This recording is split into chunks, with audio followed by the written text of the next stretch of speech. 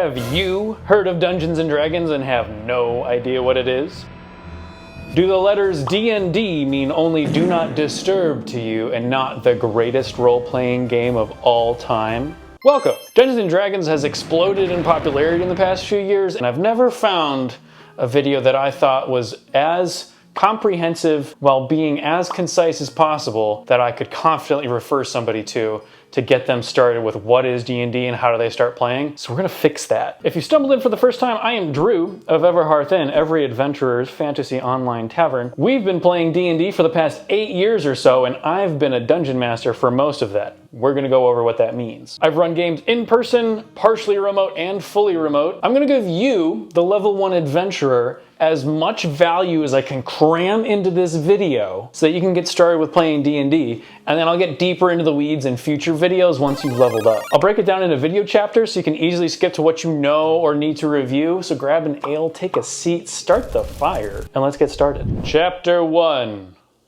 What is D&D? D&D, Dungeons & Dragons, is collaborative storytelling, or sitting around a table with your friends playing an RPG video game that you're all making up on the fly with your imagination. D&D is a tabletop role-playing game, aka TTRPG, where a DM, or Dungeon Master, or sometimes known as a Game Master or GM for a more broad term, runs a game where all of the players from 2 to 8, sometimes more, I'm insane and run 8 players, 2 to 4 is a typical party size, 2 to 4 characters run by people interact with the DM. The DM creates this world and setting and adventure and quest that the players engage with, and you all have fun and create a really cool story. And how do you create this story without just saying, I am the best superhero ever to live? You use a common set of rules, and you use dice. Dice are important.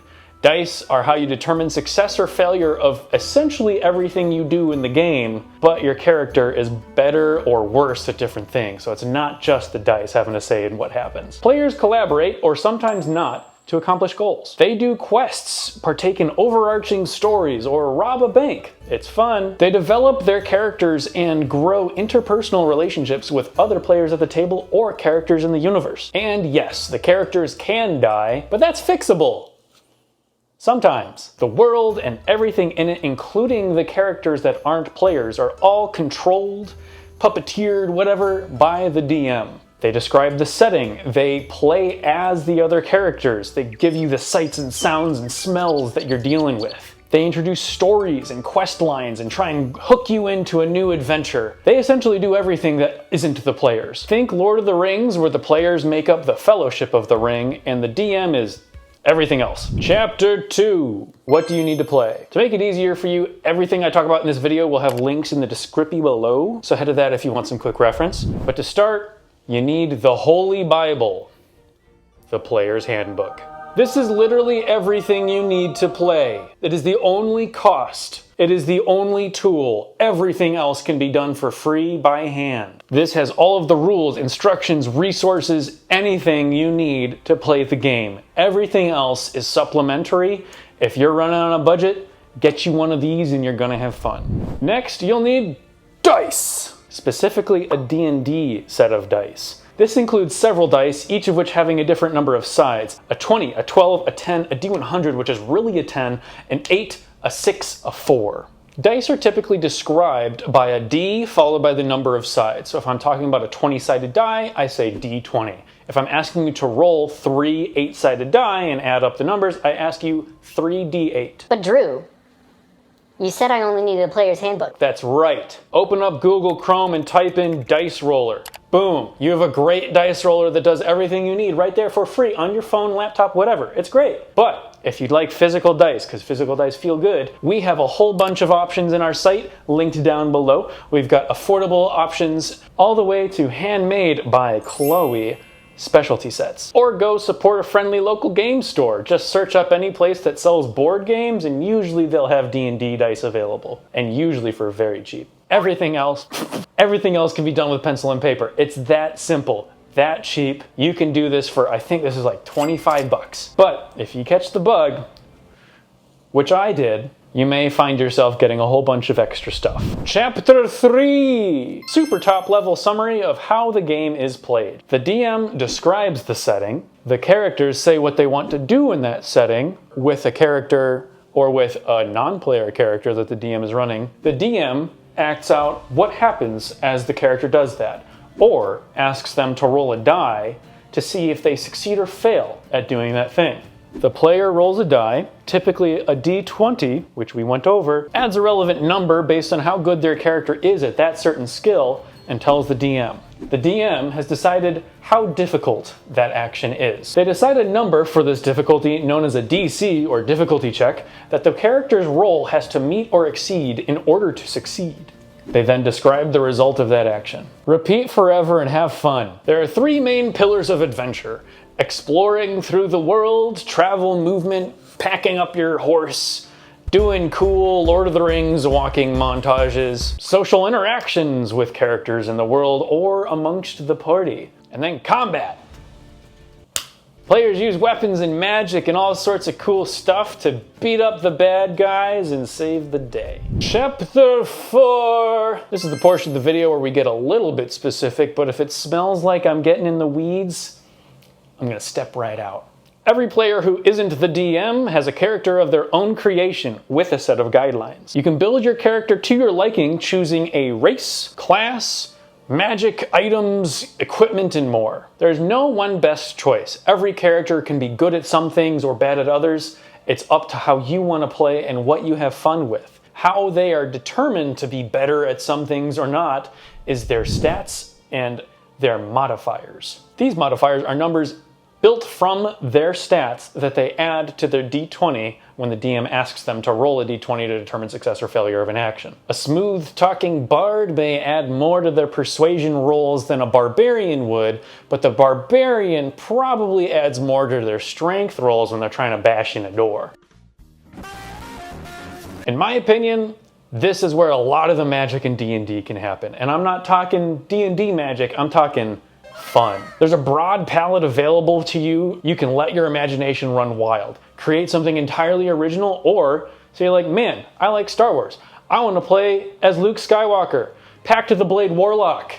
Have fun. Oh, I like Bruce Lee. I want to Kung Fu. Monks. They're sweet. Do what you want. There's so much cool stuff. There are classes to choose which are high-level themes to what your character is good at. Think Barbarian, Wizard, and Ranger. And then there's a whole variety of subclasses which fall under a class that give a whole bunch of added flavor options, special abilities. It's insane. Then you choose a race. There's a whole bunch of different races like half-orcs and humans, and elves and different types of elves, and dwarves and gnomes. It's sick. All of them are good or bad at different things and come with special abilities. So if you're really wanting to make an optimal character, you can choose like a half-orc who's generally stronger and play him as a barbarian who's relying on strength and really align their bonuses to be really good at being a barbarian. Or you can do what I did and be a half-orc barbarian where I was part bard, part barbarian.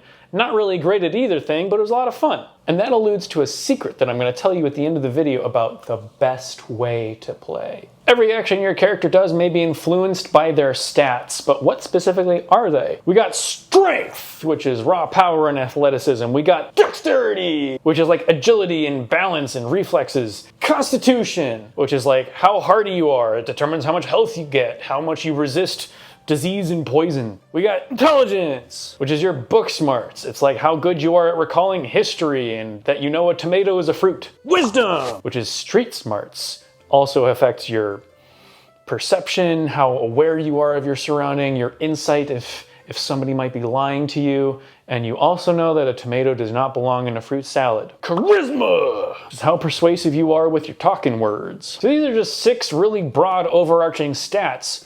But the actual individual thing that you do and the d20 you have to roll to determine your success or failure of that, not everything has to be rolled for, but it's anything that has a chance of failing, falls under a skill. There's a bunch of skills, there's like 20, and each of them fall under one of the umbrella stats. So athleticism is basically your raw power. That's a skill that falls under the strength stat. Persuasion falls under charisma, and history falls under intelligence. When you do anything that involves an ability check roll to determine success or failure, you add a modifier from one of these skills. These modifiers are a number that is based on the umbrella skill, so how good your character is at that skill, plus proficiency, which is an extra bonus you get to add based on your class and other factors that determine you are proficient in that thing. So bards typically choose to be proficient in persuasion, so they get to add their charisma bonus, which we'll go over, as well as a proficiency bonus. How do you get these skills? What are these weird numbers you keep talking about? Your stats are typically a number ranging from 1 through 20. It can go higher, but that's getting really in the weeds. We don't like weeds around here. And the general idea is that every unit of 2 above or below 10 is +1 or -1 to the relevant skill. So a 16 is +3, while a 17 is also a +3, if that makes any sense.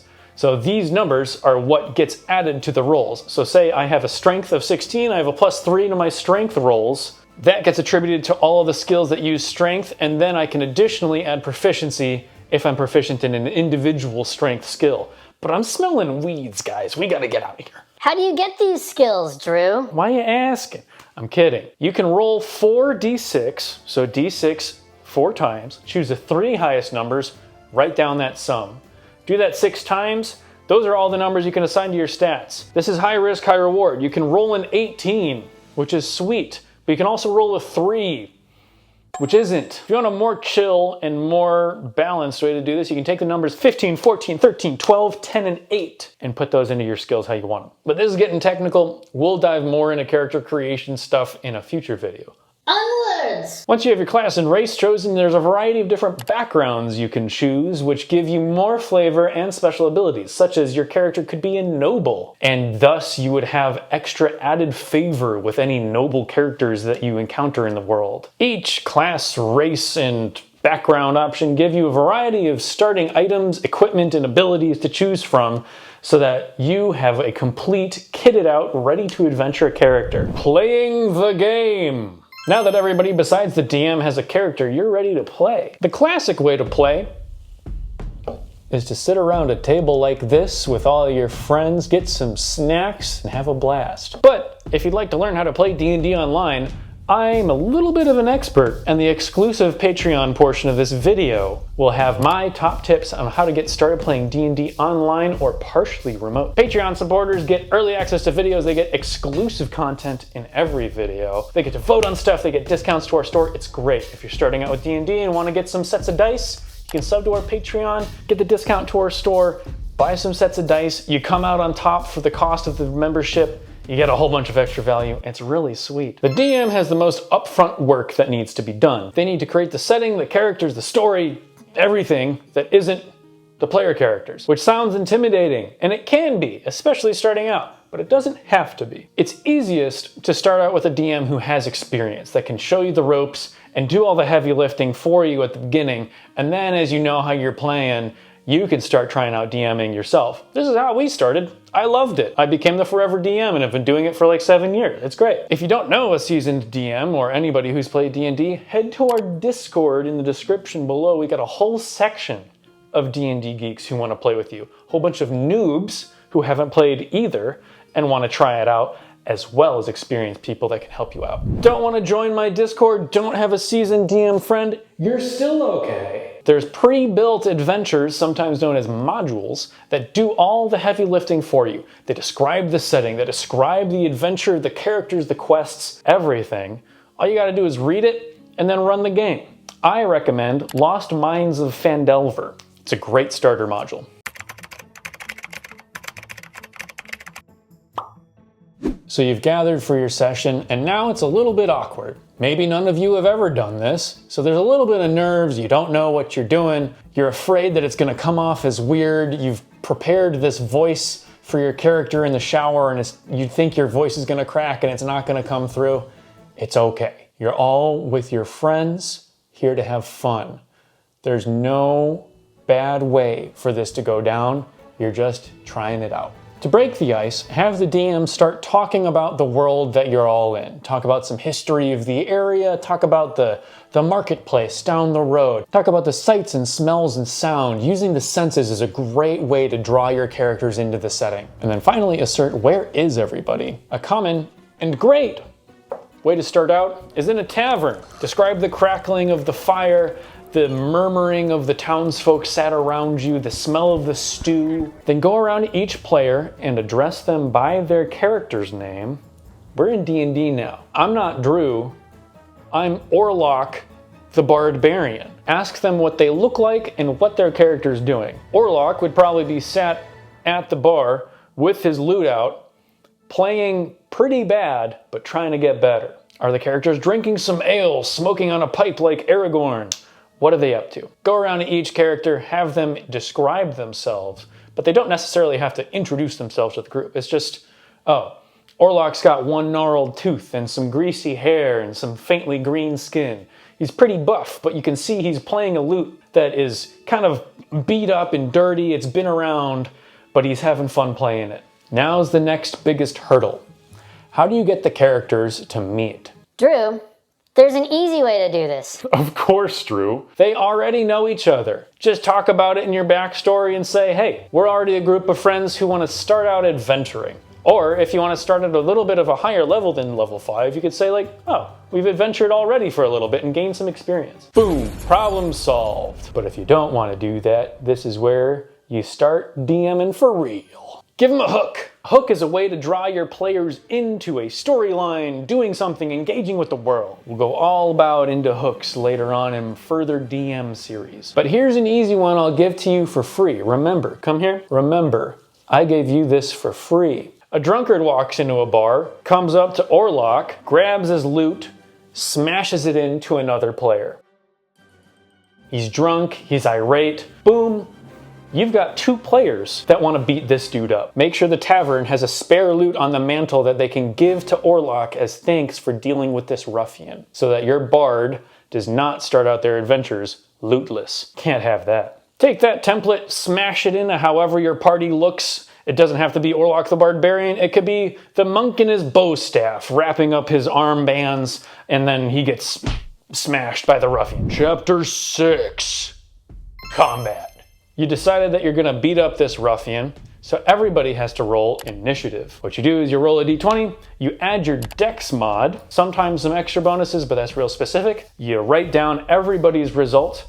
The top goes first, and ties are broken by the highest dex mod between the two, or you got a bunch of dice. Roll some dice and figure it out. Each player has a turn that is determined by the initiative order. When it is their turn, they get to have an action, which is like a full-on, I'm doing something. I'm using a weapon, I'm casting a spell, I'm trying to run away, I'm trying to help somebody. Next is a bonus action, which is a shorter, quicker type thing. Usually a skill will specifically tell you to use it as a bonus action. There's not a lot of general bonus actions. Then there's a free action, which is a really quick general thing like opening a door, interacting with one object. This you can do at no cost, but you can only do one thing. Lastly, you can move. How do you move? How do you describe movement? You make battle maps. You can look up D&D battle maps for great online options that you just copy and print out, or you can draw. Use a ruler if you want, but usually people use a 1-inch grid, and each inch grid is 5 feet of movement. So your character might typically have 30 feet of movement, so each turn they can move 6 squares. There are other tiny things that you can do on a turn, but smelling like weeds. Future video. Attacks are typically done by rolling 1d20, adding the relevant stats such as strength if you're swinging a hammer, and then proficiency if your character is proficient in hammering. That number is summed up and known as your attack roll. The target has an armor class, or AC, that your attack roll needs to meet or exceed in order to deal damage. This is determined by the armor they're wearing, or natural armor if you're fighting a dragon with thick scales. You hit.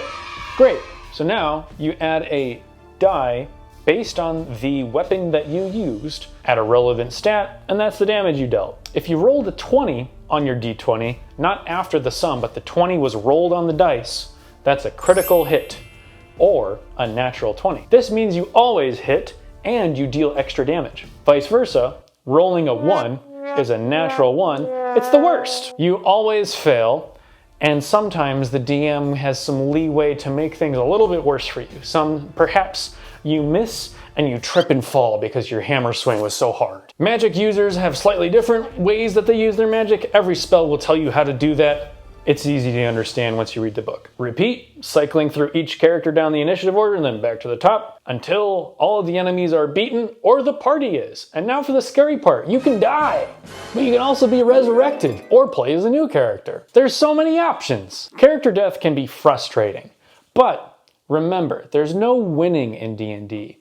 There's just a story that you're telling together. Character death can mean playing as a new character, or the party has to go on a quest to get a special diamond to pay the cleric in town to resurrect their fallen friend. And now here comes the secret that I've been alluding to the whole video.